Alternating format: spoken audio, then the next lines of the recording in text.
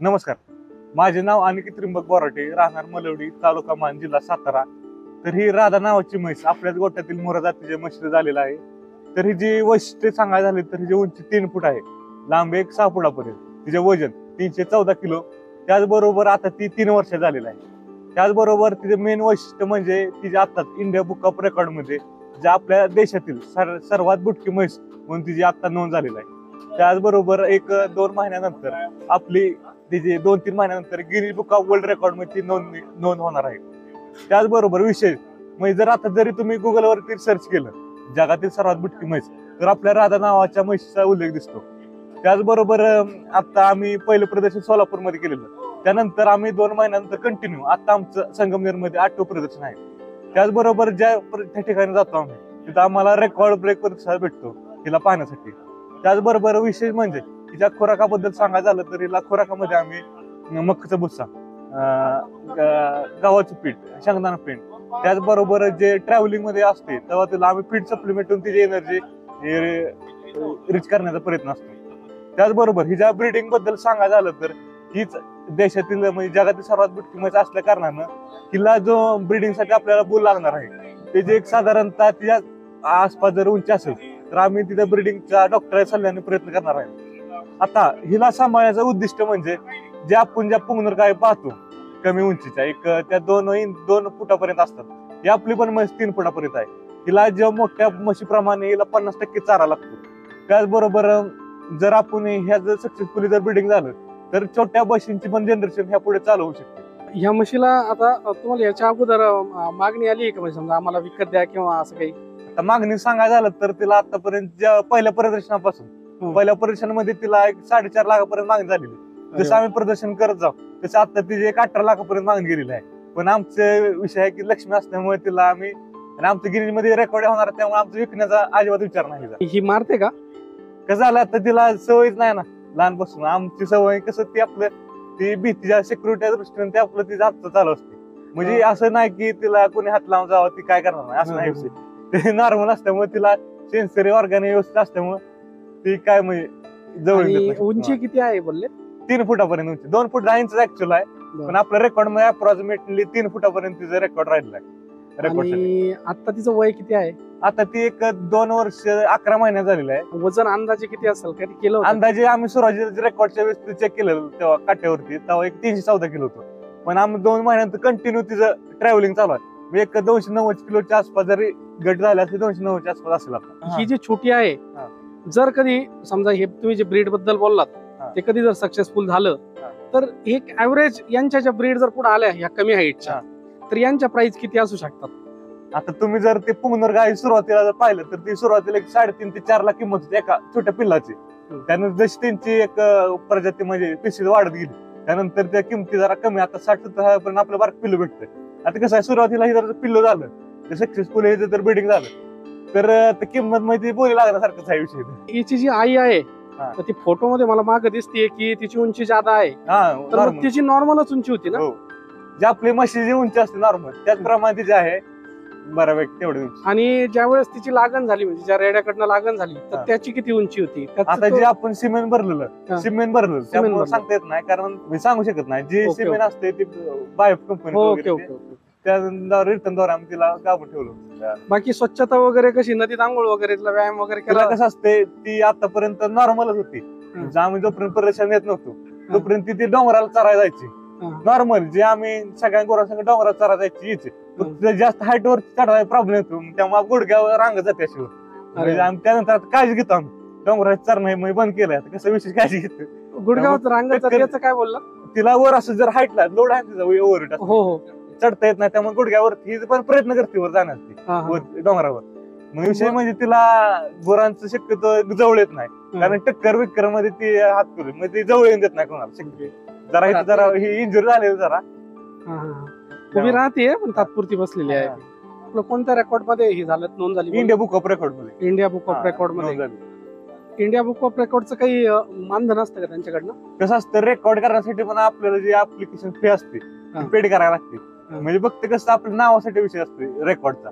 जरी गिनी मध्ये जरी नोंद झाली आमची उद्या तरी त्यांना त्यांची फी असते ती पेड करायला लागली. काय असेल ती आम्हाला सांगू शकत नाही आता. पण त्यानंतर रेकॉर्ड जर आपलं त्या लेवल आपलं कसं होतंय, रेकॉर्ड झालं की आपल्या गावाचं, जिल्ह्याचं, तालुक्याचं, देशाचं पण नाव होणार आहे जागतिक लेवलला. ही अशी युनिक गोष्ट आपल्या देशात आहे, ती मोठी अभिमानाची गोष्ट आहे. किती पण पैसे दिले तर आपण ते घेऊ शकत नाही. एकदम बरोबर. हा प्रश्न मी आपल्या प्रेक्षकांसाठी विचारला होता. तर मित्रांनो, मानधन नसतं त्याचं, पण ही प्रसिद्धी होणं हेच फार महत्वाची गोष्ट असते. कारण ती एक रेकॉर्डेड गोष्ट असते. म्हणजे जे काही समूह करतात किंवा ज्या संस्था त्याचं रेकॉर्ड मेंटेन करतात, तर ते म्हणजे लिखित रेकॉर्ड आहे ना, त्यामुळे ते म्हणजे ज्यादा विश्वासार्ह मानलं जातं, अशी गोष्ट आहे. त्यामुळं त्या रेकॉर्डचं ज्यादा महत्व आहे. ते गिनीज बुक असो, लिम्का बुक असो किंवा मग कोणतंही रेकॉर्ड असो, त्याचं महत्व त्यामुळे ज्यादा आहे. त्यामुळे आपल्याला चांगली प्रसिद्धी मिळत असते. आता म्हैस यांच्या अंगावरती झोपलेली आहे, छान अशी सुंदर म्हैस दिसत आहे. आता तिचा आपण जे चालण्याचा किंवा तिची काळजी घेतानाचा व्हिडिओ आपण ह्या व्हिडिओ मध्ये ऍड करून देणार आहेत. जी प्रदर्शनात जातो आम्ही सुरुवातीला जे गेलो आतापर्यंतच्या, त्यामुळे पब्लिकचा असा सपोर्ट भेटतो की युनिक गोष्ट.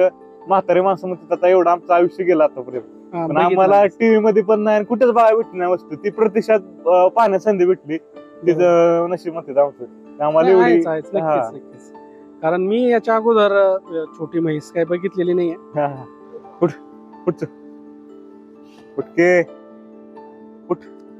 तुमचे घरातील किती मेंबर तिला सांभाळतात? त्या घरातल्या सगळ्या मेंबरला तुम्ही आता जशी तुमच्या अंगावरती झोपली तरी सर्वांच्या घरातल्या सगळ्या मेंबरच्या अंगावरती झोपते का फक्त? झालं नाही, आमच्या वडिलांनी सांभाळलेली होती. माझी पण बेसागरी झाली होती राहुल विद्यापीठातून. बर.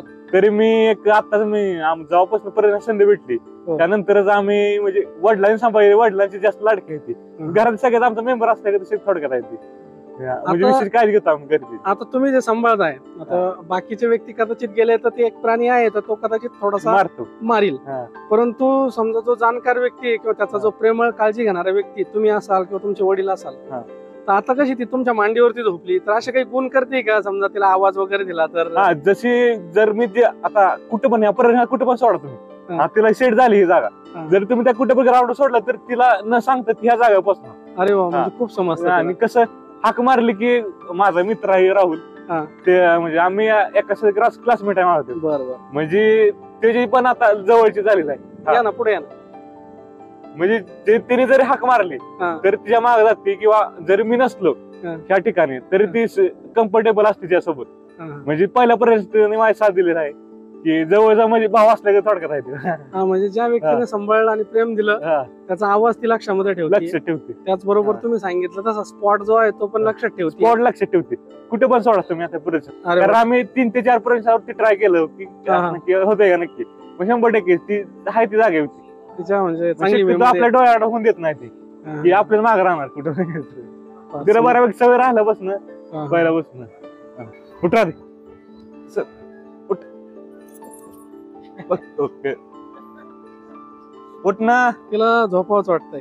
ती असं माणसाकडे झोपते बघा. मग तिचा व्यायाम व्हावा म्हणून मग तुम्ही डेली असं फिरवता का घरी असल्यावरती? हा, घरी आमचं कसं तालुका बऱ्यापैकी डोंगराळ भागाचा आहे, तिला डोंगरात चरायला आवडतं. फक्त डायरेक्ट असं जास्त स्लोपला नेत नाही आमच्याला, रिस्क तिथं नाही चालवत. पण प्लेन भागामध्ये उड्या मारती भरपूर, असं म्हणजे नॉर्मल वर्षी प्रमाणे, असं काय वेगळं नाही. आता हिला समजा जर म्हणजे ही प्रेग्नेंट राहण्यासाठी हिचा किती वय लागतं तिचं? आता कसं आता तिचे आतापर्यंत 3 ते 4 हिट येऊन गेलते. आम्ही डॉक्टरच्या सल्ल्याने आमची पिशवी वगैरे चेक केली, नॉर्मली सगळं आहे. फक्त जे आम्हाला ब्रिडिंग साठी सिमेंट लागणार आहे त्याचं आम्ही रिसर्च मध्ये आहे सध्या. जर आम्ही चांगल्या डॉक्टरांच्या सल्ल्याने, बीवीसी कॉलेज असून द्या किंवा जे मोठे डॉक्टर आहेत त्यांच्या सल्ल्याने आम्ही तिला गाभण ठेवण्याचा प्रयत्न राहणार आहे आमचा. म्हणजे थोडस नियोजनातील गोष्ट आहे तुमची. हा, या चल ये राधे, चल ये राधे. किती हाईट ती माणसाच्या हाईट नुसार समजा ती किती कमरेला लागते का खाली येते? ये चल राधे या. मला मारू नको बाई राधा, इथं पळशील माझ्या मागे. राधे तू पण इकडे.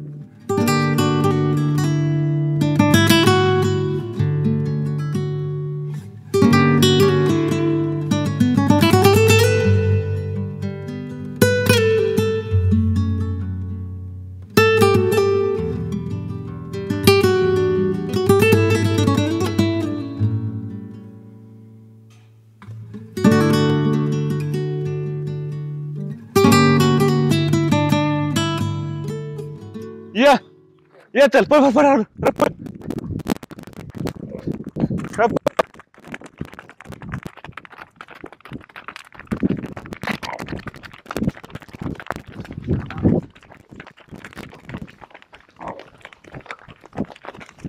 हा का ते धडकत खांबाला